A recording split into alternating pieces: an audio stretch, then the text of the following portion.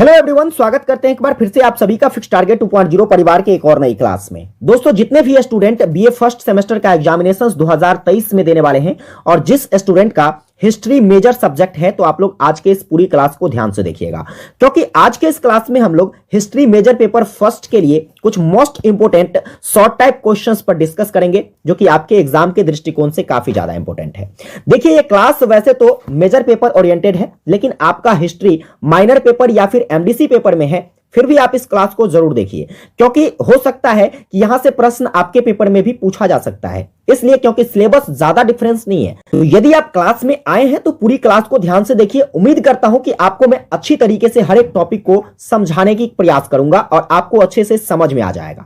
तो चलिए हम लोग बिना देरी के हुए सेशन को स्टार्ट करते हैं। इससे पहले दोस्तों, यदि आप चैनल पर नए हैं, अभी तक सब्सक्राइब नहीं किए हैं, सब्सक्राइब करके नोटिफिकेशन बेल को ऑन कर लीजिएगा। सेशन को एक प्यारा सा लाइक करके अपने सभी दोस्तों को भी जरूर शेयर कर दीजिएगा। पहला प्रश्न हमारा कहता है, भारतीय संस्कृति की प्रमुख विशेषताओं को बताइए। समझिएगा जरा ध्यान से, की पॉइंट है क्वेश्चंस का भारतीय संस्कृति। देखिए, भारत की जो संस्कृति है यह किसी परिचय का मोहताज नहीं रहा है। इसलिए मोहताज नहीं रहा है क्योंकि भारत की जो संस्कृति है यह संपूर्ण विश्व में सबसे सुदृढ़ या फिर कहें तो सबसे समृद्ध संस्कृति मानी जाती है। ऐसा मैं क्यों कह रहा हूं? क्योंकि देखिए, विश्व के अंतर्गत जो है काफी सारे देश हैं और इन सभी देशों में जो है इनकी संस्कृतियां समय के साथ बदलती हुई नजर आई है, लेकिन भारत की जो संस्कृति है यह आदिकाल से ही निरंतरता बनाई हुई है। इस आधार पर हम कह सकते हैं कि भारतीय संस्कृति विश्व की सर्वाधिक प्राचीन एवं समृद्ध संस्कृतियों में से एक है।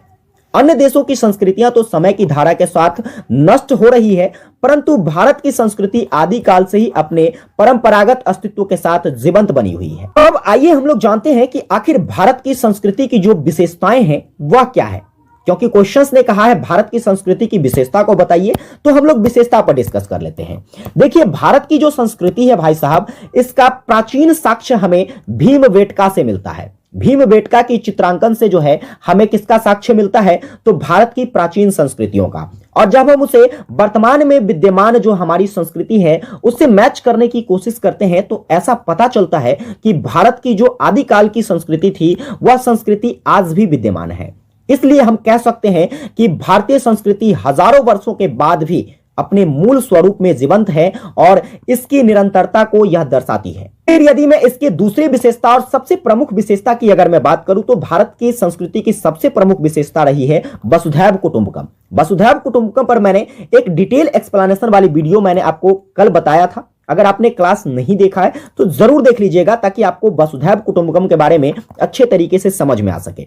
लेकिन मोटे तौर पर मैं बात करूं तो वसुधैव कुटुंबकम, जिसका शाब्दिक अर्थ होता है सारा विश्व ही एक परिवार है, और हमेशा से भारत की जो संस्कृति है इसका वैश्विक दृष्टिकोण रहा है वसुधैव कुटुंबकम, क्योंकि यह हमेशा से संपूर्ण विश्व को अपना एक परिवार मानता आया है। और वर्तमान में भी यह अवधारणा जो है यह विकसित है, और वर्तमान में भी हम इस पर विश्वास किया करते हैं और संपूर्ण विश्व को अपना एक परिवार के रूप में मानते हैं।